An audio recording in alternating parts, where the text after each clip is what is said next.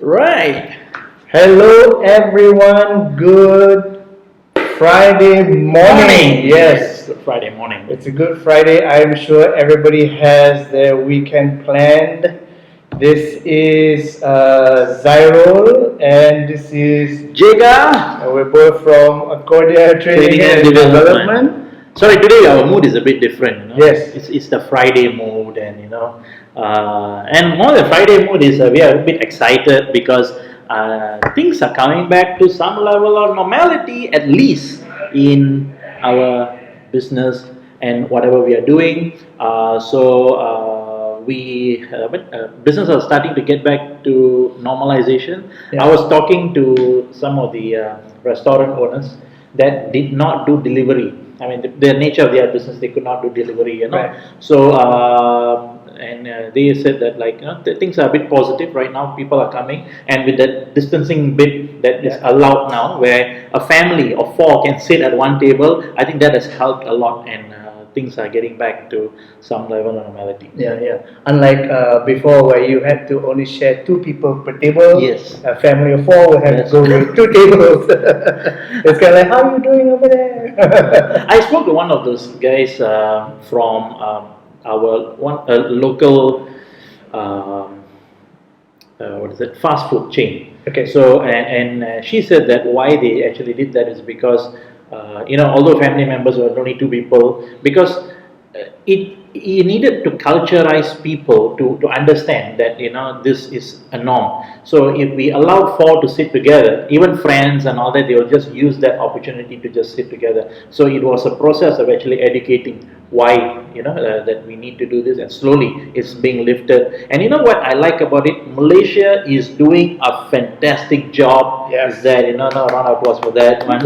Okay. And also most of the Asian countries are doing a phenomenal job in managing this, and thank you very much to all of you who have been doing a great service. I mean, even you are anywhere around the world, as long as you are adhering to the expert advice and you're doing what's necessary, you're helping a lot in this situation. And that is like a reflection of the entire country working together towards making sure we are safe, making sure that we can go back to what was normal, and business can pick up again. That's right. Yeah. People are free to go everywhere. Last weekend, I started doing some training on the field, and oh my God, the field is full of people. They just can't take it. People just want to be out. They go for their normal walks and their normal routine, but still at the same time trying to adhere to the SOP, making sure there's distances even when you are working out. So this is really a good team collaboration between strangers, the country with a common goal. Even work as well. It's already these team A, team B. Some organization, the MNCs are still following, but some companies have already done away with it. Yeah. They say I think we have to maintain some control in what we are doing, and some organizations have moved on to a different mode of working, which is some are in and some are out, and you have a choice on where you want to work from. So I guess all this is changing things out there. So today's topic, that brings us to today's topic. Today's one, we'd like to talk about the 5 blatant realities of a team. Now, there has been a lot of conversations that's happening about what leaders should do. So Zairul and I thought that this series of team conversation is going to be for everyone. In other words, if today you are an executive working in an organization, this tip is for you. If you are a manager, you still work in a team, this tip is going to be for you. So the reality is, as all the norms are coming back, the reality of teams are coming back. I mean, crime is going back up as well. Okay, so with crime going back up, that means the normality is coming back. But along with that, working in teams is going to come back to some level of normality. So we need to address that, so that post-COVID, this situation is going to be a very, very crucial time. Now is when most teams will be reaping the fruit of what they have been doing right during the earlier times. Correct. Because right now is when you need the collaboration, isn't it? Right? That's right. Yeah. Yeah. Yeah. I mean, I think people are just responding to what is available now. They're making full use of their current facilities, and this is about how do we move forward, especially from this current situation. People have adapted to new norms, and also these new norms have become a new way or a combination of lifestyle for the future. And I think that is, Jega mentioned about collaboration. How do you ensure there's collaboration, even if we don't see each other, even if we are working remotely? Yes. Jega, why don't you tell us about the first? Okay, the first reality, right? The first reality is you don't have to like the person in order to work with them. Now, here is the catch on this thing. We have told this in many of our team building programs, even in some leadership programs, we say that, you don't have to like somebody in order to work with them, and everybody will agree. Yeah, true. But you know what? The practice is where it becomes a bit more difficult. Now, as much as people believe that, yes, in order, logically I can understand, in order to work with somebody, I don't have to like that person. But in reality, when it comes into practice, the like or dislike factor, I would use the term pollutes or dilutes the professionalism on how we should be working with one another. So in this context, let's look at whether where does this like or dislike factor, where did it come from? Okay, I think people don't like somebody either because something happened. Okay, something happened at the workplace and you did not like the way the person communicated, you don't like the person's personality, or sometimes we just do not know why, your stars just did not align. The day you met, you did not like the person. I mean, that has happened also. Yeah. For no reason, you don't like the person. Wrong vibes. Wrong vibes. Okay. So you're not going to like this person. That's fine. The question we always ask is that which came first, the like and dislike factor, or the job that we got, or the responsibility that we got. So we always give priority to what came first. And in this case, the relationship of work relationship, the job. Sorry. So what's more important is the relationship that comes in first. In other words, how we work with each other, the two departments or two individuals, that came first. The like or dislike came in later. So one other thing is maintaining the sense of professionalism in doing the work, even if you do not like the person. So how do you do that? Simple. Do not do something because you like or dislike the person. Do it because it's your responsibility to hand over this particular job to the other person properly. So we have seen cases where people like one another so much. Yeah. But yet, because the like factor is so good, I can't tell you. There's no result. There's no result. I can't tell you that, this. I'm sorry, I think this is not. Why? Because I like you too much. Yeah. And we allow for that. I think to support what you're saying, actually, this is what I have seen as well. Two angles. One is when people are so close. I just don't have the heart to tell you. And I don't want to hurt you. Okay. And for somebody who's at the receiving end, may also not take my criticism with open mind. That's one angle. The other angle is it takes really a mature team for them to perform with result. And they don't like after this we don't have to go for a teh tarik session, and I don't need to know about you and your family, but we can still perform, and we have enough respect for one another to ensure that there are certain level of professionalism and there are results at the end. Right? And I think this will also support the other some of the other realities that we're going to go through later on. Take, for example, a football team. You really think that all the players like one another over there? I mean, internally they have their own competition. Correct. It's like who's getting what sponsorship, who beat who to which sponsorship deal and all. Everybody has their own ego, their price and all. But this the beauty of the football is that nobody shows it on the field, and on the field, if the other person whom I don't like has the best chance of scoring the goal, it is a responsibility for this player to pass the ball over there. And the thing is, because inside there is a different form of leadership. Because if someone tries to do something funny over there, that's where the coach gets onto them. And the coach is not going to allow that to happen. This is where leaders, you need to play the role of inculcating the culture that regardless of whether you like the person or don't like the person, if it's your job to pass the ball, you pass the ball. Yeah. And here's the thing, about neuroscience, neuro-linguistic programming, or what, emotions create motion. So the way we do, because of our emotion. I mean, if my emotion is down, I will not look too good. So motion was triggered by emotion. But neuro-linguistic programming also says that motion can also trigger emotion.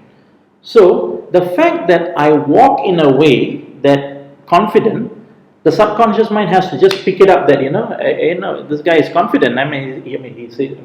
They go into a confused zone. Like, is he confident or not confident? Yeah. And they have to adapt to the motion of the body, the physiology of it, using the same principle here. Now imagine somebody that you do not like, and that person don't like you too. But when it comes to job, responsibility, professionalism, you deliver stuff on time to this person. Over time, this is what's going to happen. They're going to have this thought, I don't like this person, but compared to everyone in this company, this person delivers. He or she is the only one delivers. Yeah, right. Delivers. This does not give me headache. I don't have to go back and forth with the person. And you never know, just because of that experience, that relationship can also change. Okay, so you can actually change that relationship. Jega, that is really related to our second reality. Right. Yeah, because second reality is about turning any conflict into an opportunity. So you just took the example away from me. No. But if you look at that the conflict is actually a blessing in disguise. You see, we've worked with a lot of teams, and when we design games and simulation, it tends to provoke certain things. It tends to shake the calm water, right? And because there is a purpose. Because when everything is calm, there is no possibility for growth. You don't know what is underneath the water. You don't know what the potential that can happen. So what conflict really does is it creates opportunity. What I'm saying that is not just to create conflict for the sake of creating conflict. It is conflict for the sake of improvement. It is conflict for the sake of there could be another solution to this problem. Right? And it's just like when two people don't like each other. This is a conflict. But the solution or the result from there is we could come up with something better. We could come up with a solution that is brand new, that has never been done before. And that is really the potential of conflict. A team, it's just like any relationship. If there is no argument, therefore there may not be growth. Arguing is a disagreement of certain realities. And that disagreement or that discussion or that debate will open up to new avenues. And if you look at what conflict really is, or what complaints or what problem really is, if somebody did not complain about, guys, I really don't feel like sleeping outdoor, or I don't really feel like sleeping in the cave anymore, then nobody have ever thought about, hey, let's build a home. Yeah. Conflict is really, if you look at it from a different perspective, it is an opportunity. Yeah, I think the conflict is that what you just now said reminded of this one line from this movie called Fight Club. How would you know a man unless you have fought him? Right. But in this case, you have to say man, women, you know. Okay. Or how would you know a woman until you have fought her? Yes. You know, because the thing is, in moments of conflict, it's actually a discovery, which actually comes to even like how we respond even in social media. You know, sometimes in social media we put points, we put our views and all, Yeah. and we always like to see others agreeing. You know, most of the comments are what? Very true, agree with you, 100%. You know, I like this thing, but somehow in that comment, someone says, I have a counter thing. I would disagree with this point. And watch how the emotions are when someone does not agree with us. How does it trigger us? That is an indication. That means there is an avenue of knowledge that we have not explored yet. Yeah. So it is conflict that tells us that, you know, maybe there's something else that I do not know.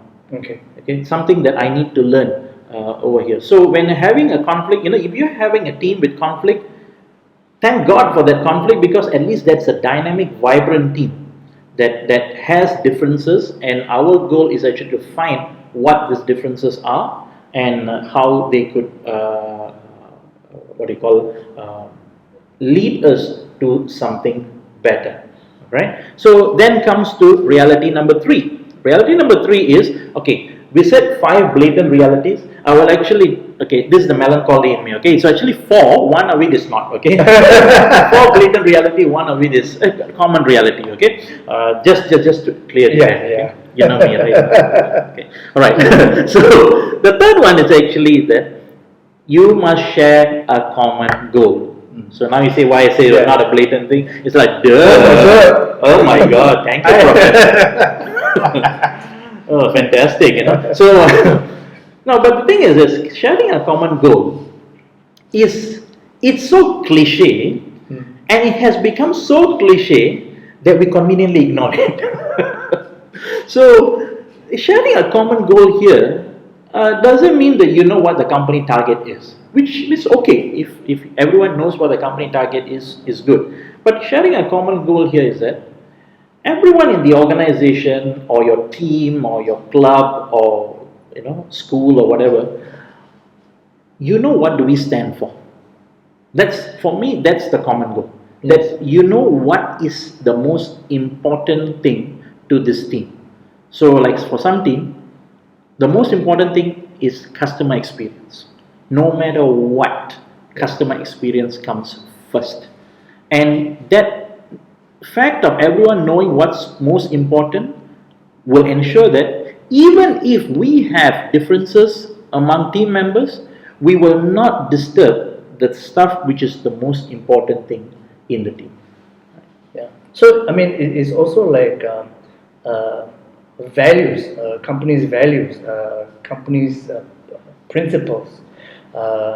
This is part and parcel of the sharing a common goal, um, and you know that value is not just being practiced when you're meeting with client or having professional meeting. It actually rubs down on you.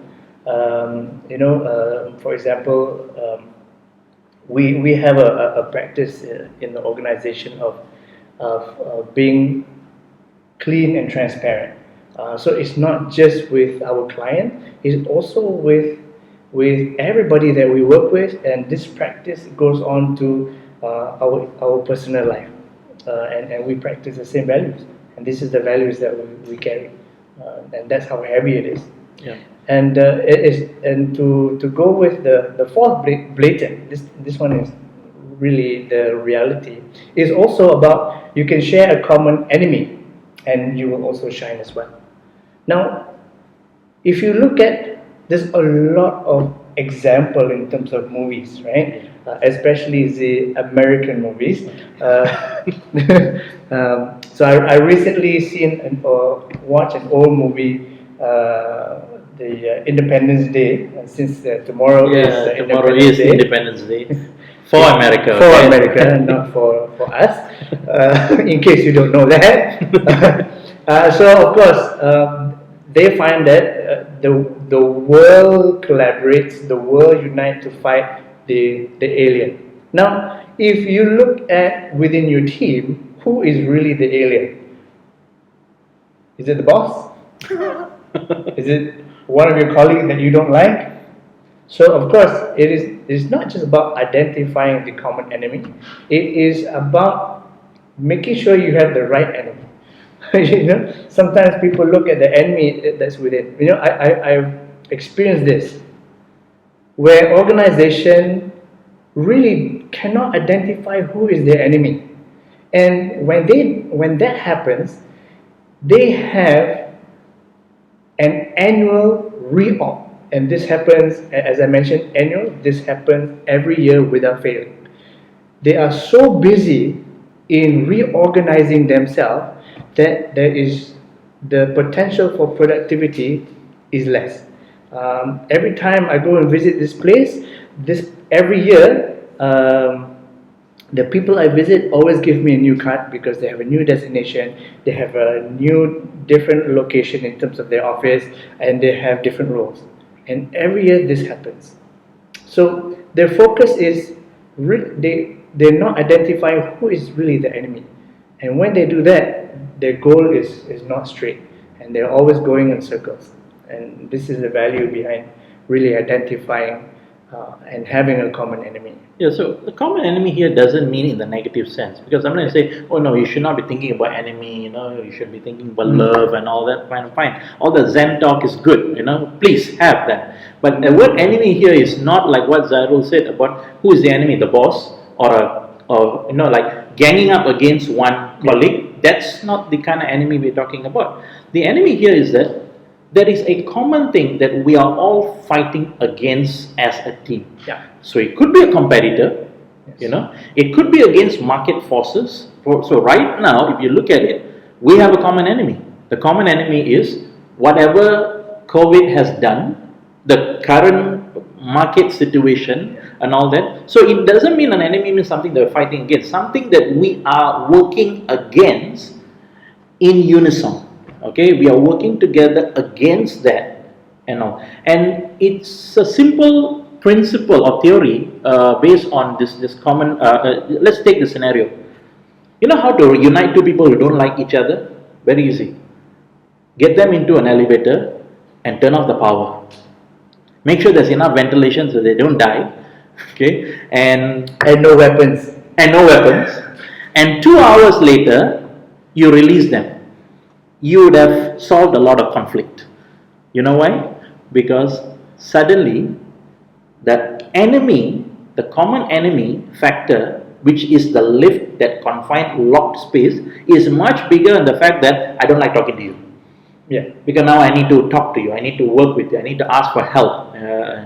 Plus make sure there's no handphone coverage. Otherwise, they can still call someone else. Usually in a lift, that is solved. That's solved. Okay, and we've seen that happen in politics a lot. Okay, now we are not getting into that area a lot, but the thing is, you've seen that in politics they have this saying, the enemy of my enemy is my friend. Okay, but I think in a way it's good, because sometimes when you have a common enemy, you could unite, and we saw that 2 years ago. Okay, not integrating too many details, but we saw that 2 years ago. But here's the catch: if you don't work towards a common goal, the common enemy factor is going to be temporary. So common enemy factor is actually good for a while. In moments of crisis, it's a good thing, but it's not good in the long run. But you can always look for what are small opportunities where we can say, guys, let's work against this, let's work towards this. So you should work against something and go back to the third one, work towards something. Yeah. Which brings us to the last one, which is you can thrive despite the difference or differences in the team. Now, differences among people, we are all different, and we need to first accept that everyone will not be doing stuff the way we want it to be done. And I mean, look at it. If you have children, you've probably discovered it by now. If you are married, you've probably discovered it by now. So you are not going to have everyone to be in agreement. Yeah. And if you look at it, differences is a good thing, because that is what allows us to continuously learn something new and flex our ability. I mean, you look at it in terms of coral. Let's talk about coral reefs here. I once went to this Pantai Mersing. Pantai Mersing. They have, the beach. It's filled with corals. It's filled with corals. All of it is this long shape one. I don't know what name do you call it, but it's all white. The whole beach is filled with white. They all look alike. There's no difference. I mean, difference is only in terms of shape or size and all that, but the texture, all of it looks the same. You know what are those corals? Dead corals. They all look the same. And pretty much, if you take somebody and if they died and you take the bones, they all look the same. Okay, more or less. Different shape. Different shape and size, But the thing is, dead corals look the same. Yeah. But if you just go off that zone and probably go towards Tioman, or you go into some of the snorkeling resorts and all, and you start looking at the corals there, each coral is a different shape, different color, a different type, texture, Yeah. and all that. But when all of these corals are there, that's what creates beauty. Yeah. The beauty of the whole thing is actually in the difference, not in the similarity among them. Having that diversity, it is really an opportunity, like you said, rich of in culture. In color. It's actually, if you look into an organization, it allows richness in terms of culture, in terms of practice, in terms of beliefs. I have the opportunity to experience a lot of this while growing up, and really, of course, things that is not aligned with your own belief, it's okay, just put it aside. But things that you can accept along with your own belief, it allows you to look at things from different perspectives, from different angles, from different thoughts, and really that vibration allows that to happen, and the value of having differences. Just like going back to the coral example. If all of them was just beige color, Yeah. there's really no beauty in the ocean. Yeah. And the same goes with the teams that you work with within the organization. The beauty goes with different colors. The beauty goes in different shapes and sizes, different thoughts, different process, different thinking, and different beliefs, different values. Yeah. So I guess the thing is this: don't look for people to have similar views to us. I think the fact that working in teams is that we need to accept that people are going to be different. Going into any team, you should accept the fact that people are going to be different. Yeah. And the form, storm, non-perform, the four phases of it. Just for those who are not familiar with it, I'll just quickly go through it. Forming is a stage where people are coming together. They are still unfamiliar with one another, just getting to know one another. Then once you start the form stage, then you realize that there is a bit of differences among us. There's difference of opinion. Then go into the storm stage. And the storm stage, there is a stage where we realize that we have personalities, we have differences of opinion. But little while later of working in that, you start accepting one another, and you go into this stage called a norming stage. A norming stage is where we accept and we know how people are, and we just tend to work alongside with that. And finally, there's the next stage called perform. Perform is when the team produces result. However, there's a misconception to this whole thing, is that people think form, storm, non-perform is a linear process. But we, in Akoria, we have seen that happen in different ways. So what we would probably put is, we would put the word perform in the middle, and the word form, storm, norm around it. So you are going to go through a storming stage, but performance is still important. Yeah. You're going to go through a forming stage, because sometimes from a norming You can suddenly go into forming. Why? Because you got a new boss, or you got a new colleague, Yeah. or merger with another organization. And then you can actually, from norming, suddenly you realize that some people's personality changed over time, and you can go back to storming. So the form, storm, norm will continuously to happen, but whatever happens, the most important thing is we stay in the area or the domain of performance. So let's just summarize, Zairul, or the 5 points here. Okay. So going back to, I would say 4+1, blatant realities. So the first one was you don't have to like the person you work with. So that is the first one. The thought about having a responsible and mature team in order for that to happen.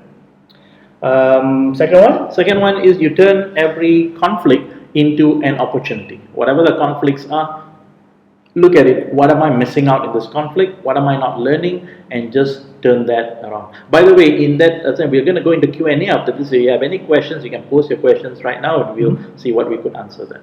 Yeah. And number 3 is not so blatant. Sharing a common goal, making sure that everybody's moving towards the right path. And the fourth one is actually to share a common enemy. And common enemy here doesn't mean you're going to go all out against somebody or anyone within the team. Common enemy here is a situation. It could even be a condition, market conditions or what, but something that we are all working against and towards our goal. And number 5. Number 5 is you can have triumph despite of differences, right? So this is appreciating the vast differences, the diversity that you have within your team, and again moving towards a common goal. Yeah, and +1 was the form, storm, norm, and perform. And no matter what phase you are in, accept that in life, in your team, you are going to go through form, storm, norm. That is reality. Okay, if you think that you have norming right now or everything looks very stable, you know what? The challenges will come and you will go back into storming or forming. That's fine. That's just how life is. But let's just stay in the zone of performing. Right. Great. Do we have any questions so far? So let's just have a look at some of the comments over here. So we're going to look at mobile here, right? So, Mr. Sangha is here. Thank you very much, Mr. Sangha, for joining. Sangha Asinaya is an amazing character. We invited him for last year's Masaga conference, the Malaysian Simulation Gaming Conference. Okay. And he is a fantastic headmaster. He has changed school right now, and he's been doing fantastic work in the education, a very different way of educating kids. Wow. I have a long friend, Mr. Lauren Siegel. This is my childhood friend back in Canada. Hi, Lauren. Nice to see you. Thank you for joining in. I think it might be like in the morning where he is right now. Yeah, and then we also have Tivia, one of a very amazing MC who's joined us. Thank you very much. So, if you have any questions, please post the questions. If not, then I will just ask you a question. Oh, okay. Yeah. We can ask each other questions. We can ask each other questions and all that. But you know what? At the end of the day, you know, the team or whatever is just, you know, no matter what the conflict is or whatever the condition is, everything is temporary. So focusing on the negative is not going to be very, very helpful for anyone. You know, and coming to work with that feeling of like not, you know, I'm going to look at this person's face and all that. The question we need to ask is how long do we want to go on doing that? Yeah, I written, I think during the earlier part of the MCO, I wrote something on LinkedIn about teams that do not have any form of disagreement, teams that will not grow. Because they are too busy trying to be soft and kind. I mean, you can still have being kind and grow, but they just don't have the element of push. I mean, if you look at your own family member, your own children, you want to push them to their potential, right? And sometimes it's hard for them, but as Jaga said, this is something that's temporary. It hurts a little bit, but it's also temporary. So it's the same thing with the team. It's a little bit slow. Sometimes we have to push you where it is a little bit uncomfortable. We get pushed. We push each other where it's uncomfortable, and sometimes we're thinking, why does this happen? But then you also think about, yeah, but because of this, I can improve in this area. I can improve in how I perform in this area. So that's really the value in making sure there's certain level of push and certain level of discomfort. And not getting offended with everything, Yeah. Sometimes people are very getting offended. I got offended. Now I got offended. The person said this. I got offended with this and all that. I have another way, I got offended because you got offended because of what I did. No, I mean everyone can get offended with everything. Somebody can get offended with the fact that you got offended. I mean, people. Are you offended? Yeah. All right, guys. I think that's about the time we have today. So we wish all of you best efforts and working well with your team. If you are looking into, if you're a manager or team leaders or what, you're looking into team effectiveness workshops and all that, please get in touch with us. We use games and simulations, and some of it can be fully indoor, and you can still have very high level of engagement, and some of it are outdoor indoor programs that can really have high level of conversation. It's not just the activity, it's the conversations that we need to manage them. Yeah. And not only that, Jaga, now it's also can be done virtually. Yes. Yeah. And I think this is completely, I mean, Jaga and I now are experiencing this. We are learning and we are trying to get as much resources as possible to make online learning, virtual learning, still experiential. Yeah. And we also, I mean, the plus, the benefit during the MCO is we went back to the drawing board and start designing. Yeah, that was a good experience. All of us working remotely. Yeah. So so far we have created a game called Cargo, which is a team effectiveness program. Yeah. Another one called the Missing Blueprint, also virtual. All these are virtual experiential sessions. Yeah. And the most recent one, which was tested again the other day, you all had a test. Yesterday. No, the day before. Okay, I think the test went well. Oh, yeah. All went well, and that game is called. We're winning.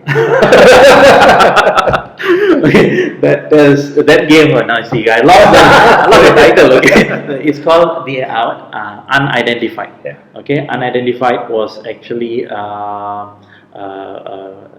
it's a game about a team overcoming some unidentified threats and how do they work within the virtual platform. So you could be in different places and you're discussing and you need to make some decisions together, and it's exciting game over there. So with that, thank you very much. Thank you, everybody. Have a enjoyable weekend. Have a safe one. I know a lot of people are taking advantage of the cheap rates of all these hotels and resorts. Please stay safe and see you again next time.